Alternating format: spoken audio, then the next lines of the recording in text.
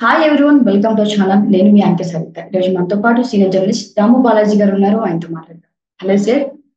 Hi.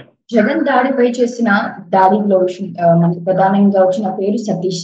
ఆయన కస్టడీలో తీసుకోవడం జరిగింది సార్. 3 రోజులకి కస్టడీలో, ఈరోజు 2 రోజులు ఆల్రెడీ గడిచిపోయింది. మరి అసలు ఆ కస్టడీలో ఏం చెప్పాడు, ఏమి నిజాలు బయట చెప్పారు, ఎవరు చేయించారని మరి ఆయన నోట్లో ఏం చెప్పారు, పోలీసు వాళ్ళు ఆయనతో ఏం మాట్లాడించారు, మీ మాటల్లో. జగన్ మీద రాయదాడి కేసులో మనకు తెలుసు సతీష్ వేముల సతీష్ కుమార్ అబ్బాయి పేరు వడ్డెర కాలని. ఆ అబ్బాయిని అరెస్ట్ చేశారు, జైలుకి పంపించారు. బట్ తర్వాత పోలీసులు దుర్గారావు అనే ఒక అతన్ని, వేముల దుర్గారావు అతను కూడా వడ్డెర కాలని, అతన్ని దాదాపు 3 రోజుల పాటు తమ ఇల్లీగల్ కస్టడీలో ఉంచుకొని విచారణ చేశారు. అతని ద్వారా ఆ మన బోండా ఉమాని ఇరికించాలని కూడా పోలీసులు ప్లాన్ చేసినట్టుగా ఆరోపణలు వచ్చాయి. సో ఫైనల్ గా దుర్గారావుకి వేముల సతీష్కి ఎటువంటి సంబంధం లేదు. దుర్గారావు వేముల సతీష్ ఎప్పుడు కలవలేదు.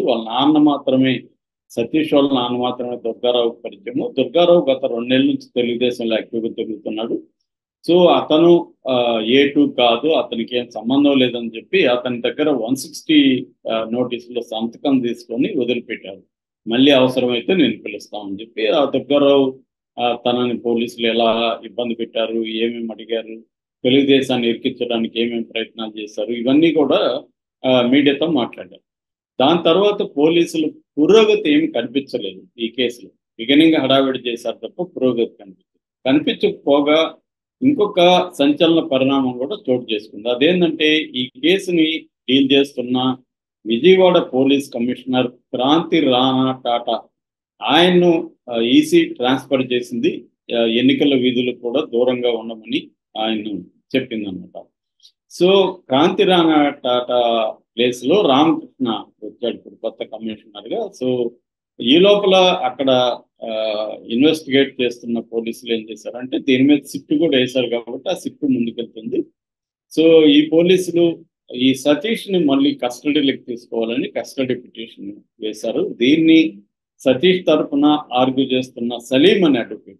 ఈ సలీం ఎవరంటే గతంలో కోడికత్తి కేసుగా పిలువబడే జగన్ మీద 2018లో జరిగిన హత్యాయత్నం కేసులో జన్పల్లి సీను తరఫున కూడా సలీం కోర్టులో వాదించాడు.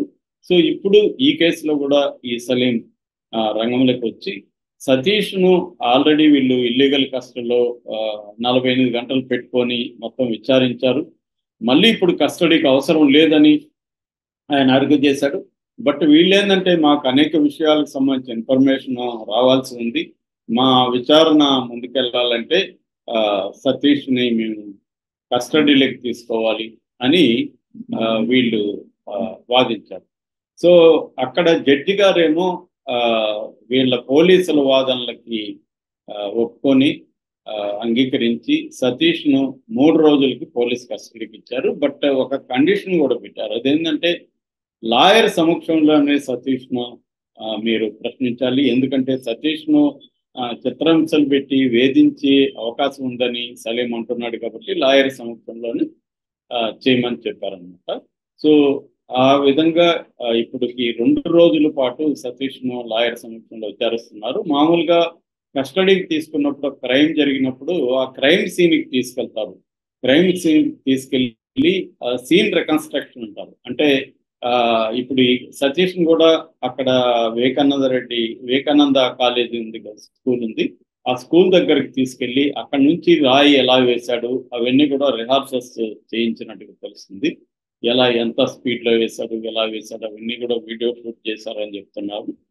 సో అతని దగ్గర డీటెయిల్ గా వాంగ్మూలం తీసుకుంటున్నాడు. అంటే ఆ రోజు మన April 13th జరిగింది ఇది. April 13th నైట్ ఆ రోజు Chuttugunta government press Ajit Singh Nagar flyover మీదుగా డాబా కొట్ల సెంటర్ దగ్గర ఆగినప్పుడు డాబా కొట్ల సెంటర్ దగ్గర సతీష్ ముందుగా ప్లాన్ చేసుకున్నాడు అని చెప్తున్నారు. అక్కడి నుంచి రాయి విసరాలని. బట్ అక్కడ జనం ఎక్కువ ఉంటే ఒక ఫ్రెండ్ సలహా ఇచ్చాడు, ఒరే ఇక్కడ జనం ఎక్కువ ఉంది, నీకు కష్టం అవుతుంది, ఇబ్బంది అవుతుందని ఫ్రెండ్ సలహా ఇస్తే ఆ ఫ్రెండ్ సలహాని బేస్ చేసుకొని సతీష్ జనం లేని వివేకానంద స్కూల్ దగ్గర వెయిట్ చేస్తున్నారు. అక్కడికి రాగానే అక్కడ ఆగగానే అక్కడి నుంచి ముందుగానే ప్లాన్ చేసుకొని ఏ యాంగిల్లో వేయాలి, ఏ యాంగిల్లో బస్సు ఉంటుంది, ఆ బస్సు మీద మనం ఎక్కడ ఏ స్పాట్లో నుంచి వేస్తే కరెక్ట్గా రాయి తగులుతుంది, ఇవన్నీ కూడా సతీష్ ఒక ముందుగానే కొంత రిక్కీ లాంటిది, చిన్న రిక్కీ లాంటిది చేసుకొని ప్రీప్లాన్డ్గా అక్కడ ఉన్నాడు.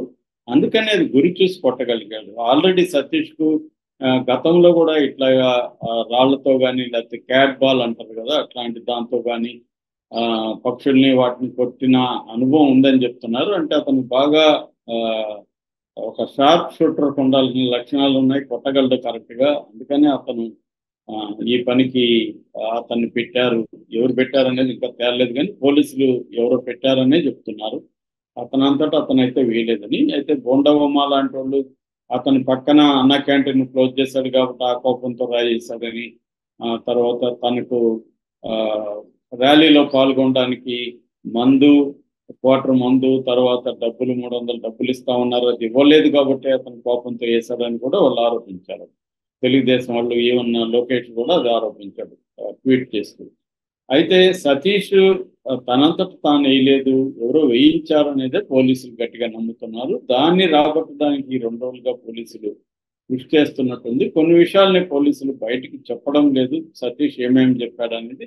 ఏదేమైనా రేపటి తర్వాత సతీష్ ఏమేమి చెప్పాడు, తెలుగుదేశం వాళ్ళు ఏమైనా ఇన్వాల్వ్ అయ్యారా, లేకపోతే సరదాగానే వీళ్ళు ప్లాన్ చేసుకొని వేశారా అనేది తెలియాల్సి ఉంది. గతంలో ఏమని చెప్పారంటే సతీష్కి దుర్గారావు డబ్బులు ఇస్తానన్నాడు, అతను బర్త్డే పార్టీకి తానే స్పాన్సర్ చేస్తానన్నాడు, అందుకనే రాయి వేయించాడు దుర్గారావు. వేసిన తర్వాత కూడా వీళ్ళు డాబా కొట్టల్లో వెళ్ళి అక్కడ ఒక బార్లో బర్త్డే సెలబ్రేషన్ చేసుకున్నారు.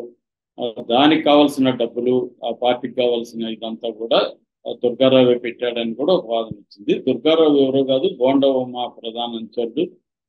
సో అతన్ని బోండవమ్మ ప్రేరేపించలేదు అనేది తెలియదు, కానీ ఖచ్చితంగా దుర్గారావు అయితే ఉన్నాడని గతంలో చెప్పారు. అందుకని కోర్టులో ఎవరి పేరు చెప్పకుండా సతీష్ను ఏటు ప్రేరేపించాడు, ఏటు రాయి వేయమని చెప్పాడు అని అన్నారు. ఆ ఏటు పేరు అప్పుడు చెప్పలేదు, ఎందుకంటే పోలీసులు చాలా సార్లు ఇన్వెస్టిగేషన్ ప్రాథమిక దశలో ఉన్నప్పుడు నిందితుల పేర్లు అన్ని చెప్పరు, ఎందుకంటే వాళ్ళు అలర్ట్ అవుతారని. ఆ ఒక నిందితుడు అలర్ట్ అయితే అతనికి లింక్ ఉన్న వాళ్ళు కూడా అలర్ట్ అవుతారనేది వాళ్ళ ఉద్దేశం. దానివల్ల వాళ్ళు పేర్లు అయితే చెప్పలేదు. చెప్పకుండా A2 అని మాత్రమే చెప్పారు. ఇప్పటి వరకు ఈ కేసు ఏ కైండ్ ఆఫ్ పురోగతి ఉందో మళ్ళీ ఏమి ప్రెస్ మీట్ కానీ పెట్టి చెప్పలేదు. Kranti Rana first press meet పెట్టి చెప్పాడు. దాని మీద ఎలక్షన్ కమిషన్ కూడా కోపం వ్యక్తం చేసింది, ఆగ్రహం వ్యక్తం చేసింది. వచ్చి తనని సంజయ్ ఇచ్చుకోమని కూడా అడిగారని చెప్తున్నారు. ఇతను వెళ్ళి కూడా క్రాంతి రాణా ఎలక్షన్ కమిషన్ ముఖేష్ కుమార్ మీనాకి సంజాయిస్ ఇచ్చినట్టుగా తెలిసింది. ఎందుకు పెట్టాల్సి వచ్చింది ఏంటి ప్రెస్ మీట్ అని. మామూలుగా అయితే క్రైమ్ జరిగిన తర్వాత, ఆ క్రైమ్లో పురోగతి సాధించిన తర్వాత ప్రెస్ మీట్ బట్టి జనాలకు చెప్తారు. ఎందుకంటే ఒక పబ్లిక్ పర్సన్ మీద దాడి జరిగినప్పుడు ఎలా జరిగింది, ఎవరు చేశారు అనేది పబ్లిక్ కూడా తెలుసుకోవాల్సిన అవసరం ఉంటుంది. కాబట్టి సీఎంగా ఉన్న జగన్మోహన్ రెడ్డి మీద దాడి జరిగినప్పుడు పబ్లిక్ అందరికి కూడా దాని పట్ల క్యూరియాసిటీ ఉంటుంది, తెలుసుకోవాల్సిన అవసరం ఉంటుంది. ఎవరు చేశారు, చేయించారు అనేది కూడా ఖచ్చితంగా పబ్లిక్ తెలుసుకోవాల్సిన అవసరం ఉంటుంది. పైగా ఎన్నికలు దగ్గరకు వస్తున్నాయి కాబట్టి ఈ అంశం కూడా ఎన్నికల్లో ఒక ప్రధానంగా ఇన్ఫ్లుయెన్షియల్ ఆస్పెక్ట్లో చూసినప్పుడు అది కూడా ప్రధానంగా పనిచేస్తుంది అన్నమాట.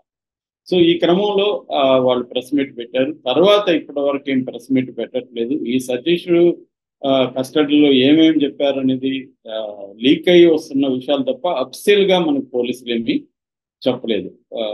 ఓన్లీ వాళ్ళు ఏంటంటే అక్కడికి వెళ్ళి సీన్ ఆఫ్ క్రైమ్ లోకి తీసుకెళ్ళి ఆ క్రైమ్ ఎట్లా చేశారని చెప్పి రికన్స్ట్రక్ట్ చేయడం, తన దగ్గర మళ్ళీ కొన్ని విషయాలను అడగడం, ఎవరెవరు చేయించారు ఏంటని. తన గ్రూప్ లో కొంతమంది మైనర్లను కూడా పోలీసులు ప్రశ్నించారు. ఈ అబ్బాయి కూడా మైనర్ అని ఫస్ట్ చెప్పారు. దాని తర్వాత ఈ అబ్బాయి మైనర్ కాదని వాళ్ళు పోలీసులు అతను ఏ హాస్పిటల్ అయితే పుట్టాడో హాస్పిటల్ నుంచి సర్టిఫికేట్ కూడా తీసుకొచ్చి కోర్టుకు ప్రొడ్యూస్ చేశారు. అతను క్లియర్ గా 19 years అని తెలిసింది. సో ఇప్పుడు సతీష్ ఈ రేపటికి అయిపోతుంది, ఈ రోజు ఈవినింగ్ అయిపోతే సతీష్ ఏమేమి చెప్పాడనేది దాన్ని బేస్ చేసుకుని పోలీసులు ఫర్దర్ గా ముందుకెళ్లే అవకాశం ఉంది. ఇందులో తెలుగుదేశం వాళ్ళు ఉన్నారా లేదనేది కూడా మనకి రేపటి లోపల తేలే అవకాశం కనిపిస్తుంది.